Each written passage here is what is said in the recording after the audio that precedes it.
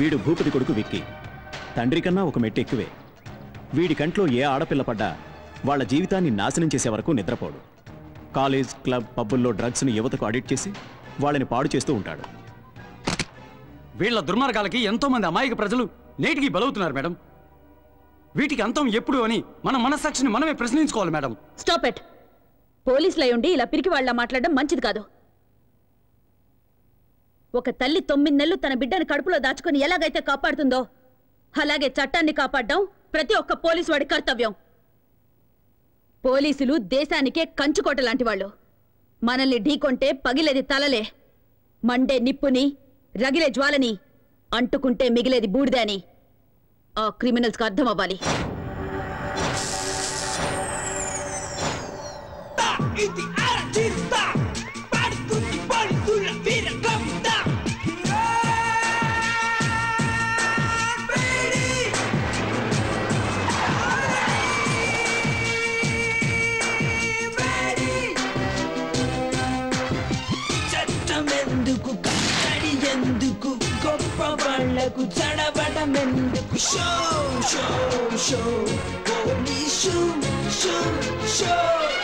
అమ్మా అమ్మా, వాడే తప్పు చేయలేదమ్మా, వాడిని వదిలేమ్మా. అమ్మా నీకు దండం పెడతావమ్మా, వాడిని వదిలే. ఆపండి.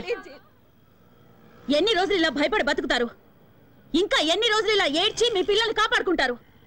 ఎన్ని రోజులు మీ మొగుళ్ళు నా తుపాకీ గురి నుంచి తప్పించుకుంటారు? స్టేషన్కి వచ్చి ఒకసారి వీళ్ళ గురించి అడిగి చూడండి. దొంగతనం, చైన్ స్నాచింగ్, పిక్ పాకెటింగ్ అని ఒక్కొక్కడి మీద 100 కేసులున్నాయి. అమాయకుల్ని మోసం చేసి అన్యాయంగా సంపాదించిన డబ్బుతో మీ కడుపులు, మీ కుటుంబాల కడుపులు నింపుతున్నారా? సిగ్గుగా లేదు? ఏం చేయమంటావమ్మా, పేదవాళ్ళం, ఇంతకంటే వేరే దారి లేదు. పేదవాళ్ళట. మూటలు మోసేవాడు పేదవాడు కాదా? కూలి పనులు చేసేవాడు పేదవాడు కాదా? ఎండనక వాననక రోడ్లేసేవాడు పేదవాడు కాదా? ఆటో నడిపేవాడు పేదవాడు కాదా? వాళ్ళంతా వాళ్ళ మనస్సాక్షిని నమ్ముకున్న ధనవంతులు. మీలాగా వాళ్ళందరికీ కల్లా, కపటం, కుళ్ళు, కుతంత్రం ఇవేవి తెలియవు. మీరు మోసగాళ్ళు, సోంబేర్లు. కష్టపడి డబ్బు సంపాదించడం మానేసి ఇలా అడ్డదారులు తొక్కుతున్నారు. కష్టపడి బతకాలంటే 100 దారులున్నాయి. అగరబత్తులు అమ్మండి, అప్పడాలు ఒడియాలు చేసి అమ్మండి, బట్టలు అమ్ముకోండి, కూలి పనికి వెళ్ళండి అయ్యా, ఆటో నడపండి, వీధి వీధి తిరిగి కూరగాయలు అమ్మండి. కష్టపడి 1 రూపాయి సంపాదించినా అందులో తృప్తి ఉంటుంది. మీ భర్తల భవిష్యత్తు మీ చేతుల్లో ఉంది. వాళ్ళు మళ్ళీ తప్పు చేస్తే వాళ్ళ ప్రాణాలు నా చేతుల్లో ఉంటాయి. మారండి, మార్చుకోండి. 100%.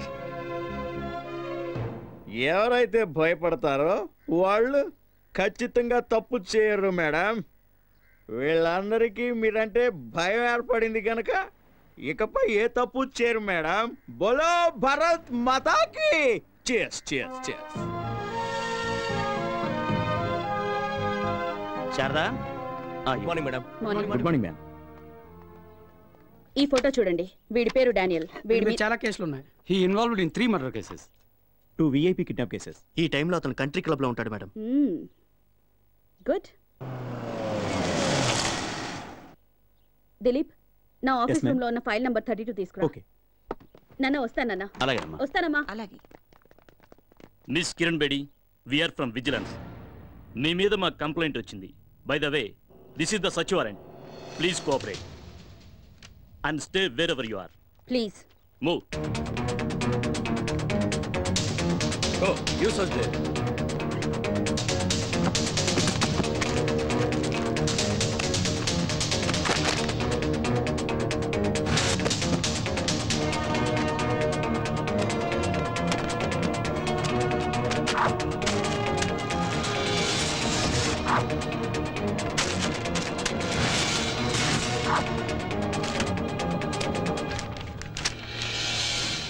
ఏమండి?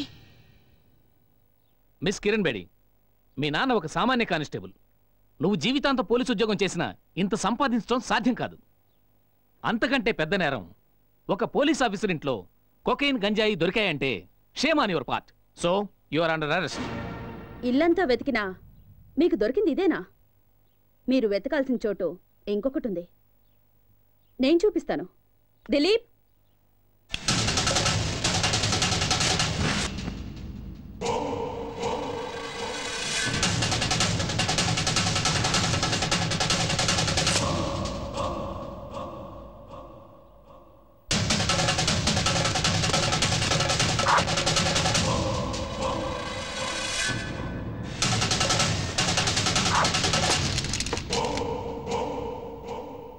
చంపేవాణ్ణి కాపాడడానికి ఒక్క దేవుడుంటే చచ్చేవాణ్ణి కాపాడడానికి ఎందరో దేవుళ్ళున్నారు.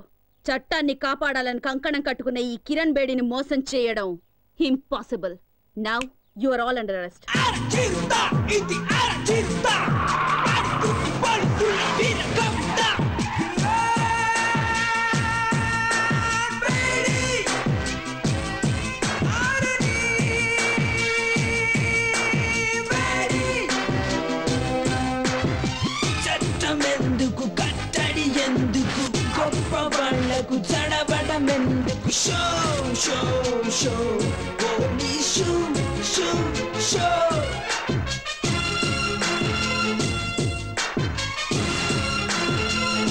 Welcome Kiran Bedi, welcome. ఎక్కడ చూసినా నీ ఫోటోలే, ఎవరిని కదిలించినా నీ గురించి పొగడతలే, ఏ టీవీలో చూసినా ఏ పేపర్లో చూసినా నీ గురించే headlines. The great crime fighter in the history of AP police Kiran Bedi. నీ సామర్థ్యం ముందు ఎవరైనా సరే తలొంచి తీరాల్సిందే. నా గొప్పతనం గురించి ఇంతగా తెలుసుకున్న మీరు ఇలాంటి చిల్లర పని చేయొచ్చా? మా ఇంటికి నువ్వు పంపించావే జోకర్లని, వాళ్ళు లాకప్లో ఊచలు లెక్క పెడుతున్నారు. వాళ్ళు నీ పేరు బయటపెట్టలేదు. వాళ్ళని పంపించింది నువ్వే అని కూడా ఒప్పుకోలేదు. సాక్ష్యం కింద ఒక చిన్న దారం దొరికినా మీ అందరికి చుక్కలు చూపిస్తాను. అమ్మయ్యా, ఫస్ట్ టైం రాక రాక మా ఇంటికి వచ్చినావు. చావు గురించి ఎందుకు చెప్పా? దా అట కూర్చొని మాట్లాడుకుందాం. మన మధ్య గొడవలు ఎందుకో? మీకు మాకు సత్సంబంధాలుంటేనే అందరం బాగుపడతాం. నువ్వు విద్యావంతురాలివి, ప్రతిభావంతురాలివి. ఎందుకు నీ బంగారు భవిష్యత్తుని పోలీస్ డిపార్ట్మెంట్లో నాశనం చేసుకుంటావు?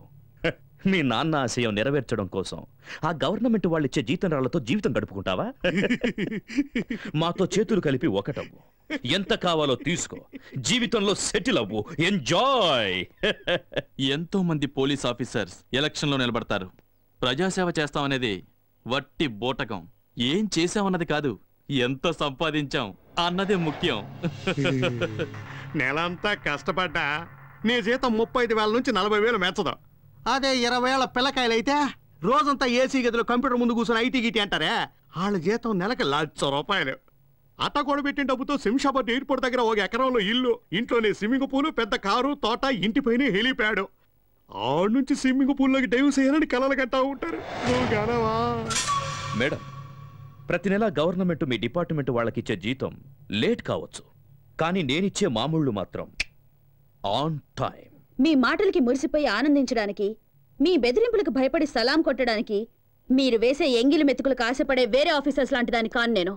చట్టానికి మసి పూసే మీ చేతుల్ని నరికే కాళికన్ నేను. మీలాంటి పిచ్చి కుక్కల్ని వేటాడడానికే నేను పుట్టాను.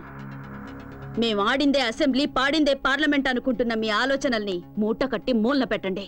లేదా మీ పవర్ని, సామ్రాజ్యాన్ని ఖాళీ చేసి ఖాళీ సీసాలు ఏరుకోవడానికి కూకట్పల్లి పంపిస్తాను. నెలకి 35,000 రూపాయల జీతం, 2 జతల కాకి డ్రెస్సు, ఒకే ఒక జత బ్రౌన్ షూ. హైదరాబాదులో ఏదో ఒక స్టేషన్లో 6 కానిస్టేబుల్స్, 4 ఎస్ఐలను మెయింటైన్ చేస్తూ బతుకుతున్న నీకే ఇంత బలుపుంటే, ఈ ఆంధ్రప్రదేశ్లో 294 మంది ఎమ్మెల్యేలు, 42 మంది ఎంపీలలో ఎవరిని గెలిపించాలో, ఎవరిని ఓడించాలో అనేది డిసైడ్ చేసి టోటల్ గవర్నమెంట్ ని మెయింటైన్ చేస్తున్న వాడిని. నా గురించి నీకేం తెలుసు? ఇంకా చెప్పమంటావా? ఓ, అది వినడానికి నాకు టైము లేదు, జనానికి ఓపిక లేదు. చట్టం, న్యాయం నాకు 2 కళ్ళు లాంటివి. వాటి మీద కన్నేసిన వాడి కళ్ళు పీకి గుడ్డివాడిని చేయడమే నా డ్యూటీ. కిరణ్ బేడి, నువ్వింకా బచ్చా. ఎక్కడో మైదానంలో క్రికెట్ ఆడుకోవాల్సిన నువ్వు నా జీవితంతో ఆడుకోవాలని చూస్తే చస్తావ్. మిస్టర్ భూపతి, నాలుకని అదుపులో పెట్టుకో, లేదా కత్తిరించి పారేస్తాను. ఎంత పొలిపే నీకు? మా ఇంటికొచ్చి మా నాన్నకే వార్నింగ్ ఇస్తావా?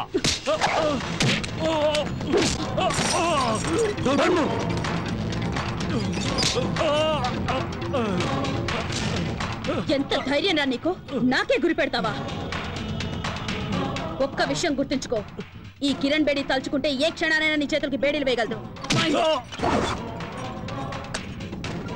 ఆకాశం నుంచి పడే నక్షత్రాన్ని ఎలాగైతే ఆపలేరో, విల్లు నుంచి దూసుకొచ్చే బాణాన్ని ఎలాగైతే ఆపలేరో, అలాగే ఈ కిరణ్ బేడి ఫోర్స్ ని ఎవ్వరూ ఆపలేరు.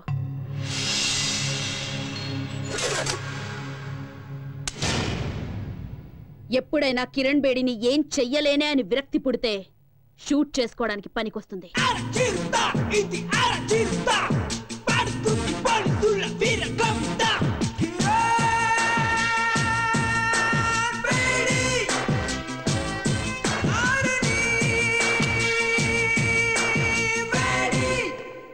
ఆఫీసర్స్, పోలీస్ రిలీఫ్ ఫండ్ నుంచి నీ కిరణ్ బేడీకి అంత్యక్రియల ఖర్చు రెడీ చేసుకోండి. మా జీతాల్లోంచి నీ అంత్యక్రియల కోసం ఆల్రెడీ చందాలు పోగేసి పెట్టుకున్నాం. Just waiting for madams order. Idiots.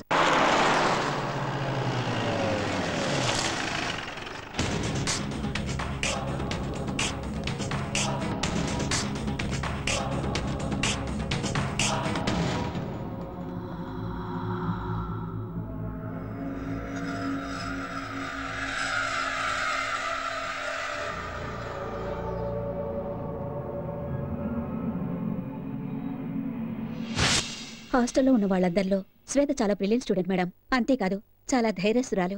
నిన్న రాత్రి నాతో కలిసి భోంచేసింది. ఉదయం యోగా క్లాసుకు కూడా రాలేదు. ఒకవేళ తన ఒంట్లో బాగోకు రాలేదేమో అనుకున్నాను. కానీ ఇలా ఆత్మహత్య చేసుకుంటుందని నేను అనుకోలేదు madam. Dileep, yes madam. Formalities అన్ని పూర్తయిన తర్వాత బాడీని పోస్ట్మార్టంకి పంపించండి. Okay madam. Okay. Lakshmi, Lakshmi. వద్దు వద్దు అని ఎంతో ముద్దుకున్నాను. మన అమ్మాయి బాగా చదివి పెద్ద ఆఫీసులో అవ్వాలని నాతో చెప్పారు.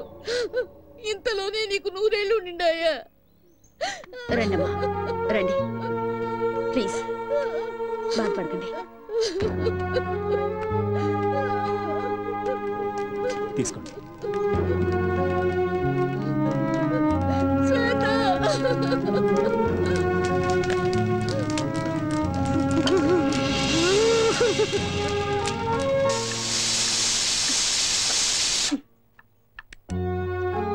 అమ్మా, ఏమిటి సడన్ గా నేను చచ్చిపోతే నువ్వు ఏడుస్తావా? ఖచ్చితంగా ఏడవను. కూతురు పోయిందని తెలియగాని నేను మీ నాన్న సంతోషంగా పాయసం తింటాం. అందరికీ మీలాంటి అమ్మా నాన్నలుంటే ఎంత బాగుంటుందో. నోరు ముయ్యవే. కడుపున పుట్టిన బిడ్డ చనిపోయిందని తెలియగాని ఎంతటి కఠినాత్మలైనా ఏడవకుండా ఉండగలరా? అవును, ఈ డౌట్ నీకెందుకు వచ్చింది? అమ్మా, ఇది కూడా వేస్తే బాగుంటుందా? ఆ అమ్మాయి చూడ్డానికి ఎంత ముచ్చటగా ఉందో తెలుసా? దహన సంస్కారం జరిగేటప్పుడు వాళ్ళ నాన్న బాధ చూడలేకపోయాను. ఇంకా వాళ్ళ అమ్మను ఓదార్చడం నా వల్ల కాలేదు. ఏమైంది అమ్మాయికి? తెలీదు. అసలే అమ్మాయిలంతా ఇంత హేస్టీ డెసిషన్స్ ఎందుకు తీసుకుంటారో. జీవితంలో పోరాడి సాధించాలి, అంతేగాని చచ్చేం సాధిస్తారో వీళ్ళు. ఏమైంది? రా. అయ్యో, చూడండి ఎంత పని చేసిందో. కూర్చోమ్మా. ఏంటమ్మా ఇది? అయినా ఈ పనులు నీకు ఎందుకు చెప్పు? అవన్నీ చూసుకుంటానికి మేముంది కదా. కట్టండి.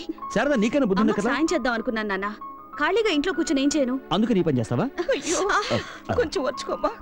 ఒక్క నిమిషం, ఒక్క నిమిషం. ఎంత ధైర్యస్తురాలు నువ్వు. చిన్న దెబ్బకి ఆవు అంటావా? నొప్పిగా ఉంది నాన్న, ఏం చేయమంటావు? అమ్మాయి అయిపోయింది. పోలీసు ఉద్యోగం చేస్తున్నావు కదా నువ్వు, నీకు వంట వర్క్లు ఎందుకు చెప్పు? మీ ఫోన్ ఒకసారి ఇవ్వండి నాన్న. హలో దిలీప్, డాక్టర్ శంకర్ ఎక్కడున్నా ఇమీడియట్ గా హాస్పిటల్కి రమ్మని చెప్పు. Quick. Okay. Calling control, Kiran Bedi speaking. ఎందుకమ్మా ఇంత హడావుడి పడుతున్నావు? నాన్న, నాకు అర్జెంటుగా. నిన్ను అర్థం చేసుకోవడం చాలా కష్టం నాన్న. నేను ఇప్పుడే వస్తానమ్మా. అయ్యో, ఫోన్ చేసి వెళ్ళవే. ఏమిటో మీరు మీ డిపార్ట్మెంట్, నాకేం అర్థం కావట్లేదు. రండి miss Kiran Bedi, please be seated. Thank you sir. Sir, మీ నుంచి ఒక క్లారిఫికేషన్ కావాలి సార్. ఏంటో చెప్పండి. ఈ ఫైల్ చూడండి. ఈ రిపోర్ట్ ప్రకారం చనిపోయిన శ్వేత తన కుడి చేత్తో ఎడమ చేతిని కట్ చేసుకుంది. అది 3 ఇంచెస్ డీప్ గా. టెండన్ కూడా కట్ అయింది. You mean to say tendon is cut? Yes doctor, report says that. Tendon cut అయిన ఎడం చేత్తో మళ్ళీ కుడి చేతిని కూడా 3 ఇంచెస్ డీప్ గా కట్ చేసుకుంది. అలా చేయడం సాధ్యమవుతుందంటారా? No. Once the tendon is cut, it is very difficult to reconstruct it. ఆ చేత్తో ఏ పని చేయటం సాధ్యం కాదు. I think something is wrong. Are you sure? I think so. ఒక్కోసారి మాలాంటి డాక్టర్లకే అర్థం కాని విషయాలు మీలాంటి పోలీస్ బ్రెయిన్లకి అర్థం అవుతుంటాయి.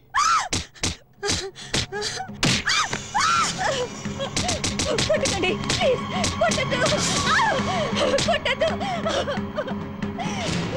మేడం ఓ లెవెల్కి కోటింగ్ ఇచ్చాం. నువ్వు ఒక ఆడదాని ఉండి నన్ను ఇలా హింసిస్తావా? నీకు అసలు మానవత్వం లేదా? మీలాంటి వాళ్ళకి పోలీస్ భాషలో చెప్తే గాని మాట పెగలదాం. అంత తప్పు నేనేం చేయలేదు. లేడీస్ హాస్టల్ నడుపుతున్నానన్న నెపంతో కాలేజ్ అమ్మాయిల్ని పెద్ద పెద్ద విఐపీలకి సప్లై చేస్తున్న విషయం మాకు తెలుసు. లేదు, నేను అలాంటి దాని కాదు. నువ్వు అలాంటి దానివే. నీ అసలు రంగు అన్నామలై యూనివర్సిటీలో చదువుతున్న నీ కూతురు ఉత్తరకు తెలిస్తే అమ్మవన్న విషయం మర్చిపోయి అసహించుకుంటుంది. వద్దు మేడం, అలా మాట్లాడకండి. నేను అలాంటి పనులు చేసేదాన్ని కాదు. అయితే నిజం చెప్పు, శ్వేతను చంపిందెవరు? తన కంటపడ్డ ఆడపిల్లల జీవితాల్ని సర్వనాశనం చేసే ఆ భూపతి కొడుకు విక్కీ కన్ను మా హాస్టల్లో ఉంటున్న ఐశ్వర్యం మీద పడింది. Vicky, what is this? వంకాయ pulls my foot. Please madam, tell him to leave me. Vicky, ఆ అమ్మాయి ఎవరో తెలుసా? వైజాగ్ మెజిస్ట్రేట్ కూతురు. వాళ్ళకి తెలిస్తే గొడవలు అవుతాయి. Leave her. మెజిస్ట్రేట్ కూతురుతో పడుకోకూడదని రూల్స్ ఏమైనా ఉన్నాయా? Out. Vicky, listen to me. Vicky please. అమ్మాయిని వదులు. ఏ నువ్వు వస్తావా? You idiot. ఏంటి మేడం, ఏంటిదంతా? ఈ ఘోరాన్ని చూస్తూ కూడా ఊరుకుంటున్నారా? ఇలాంటి రౌడీ వెధవల్ని ఎలా హాస్టల్లోకి రానిచ్చారు? ముందు వాళ్ళని బయటికి వెళ్ళమనండి. Watchman, watchman. ఏయ్ పోరే, నా కెపాసిటీ గురించి తెలిసే మాట్లాడుతున్నావా? నువ్వు నీ అబ్బ చేసే అరాచకాల వల్ల ఊరంతా కంపు కొడుతుందన్న విషయమూ తెలుసు. నీలాంటి వాడికి ఎలా బుద్ధి చెప్పాలో కూడా నాకు తెలుసు.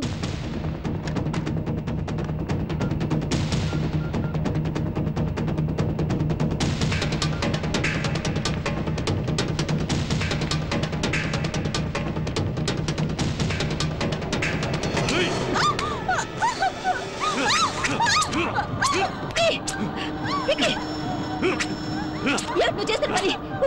విక్కీ, నా మాట విను. వదిలు. Stop it Vicky.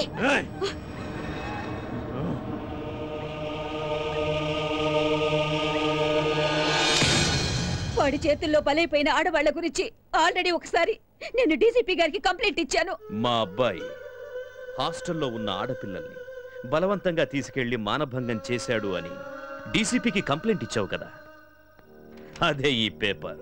నువ్వు ఇచ్చిన కంప్లైంట్ పేపర్ ఎంగిలి చేతులు తుడుచుకునే టిష్యూ పేపర్ లాంటిది. నేను అప్పుడప్పుడు వీటిని ఇలాగే వాడుకుంటాను. పోయి చెంబలా.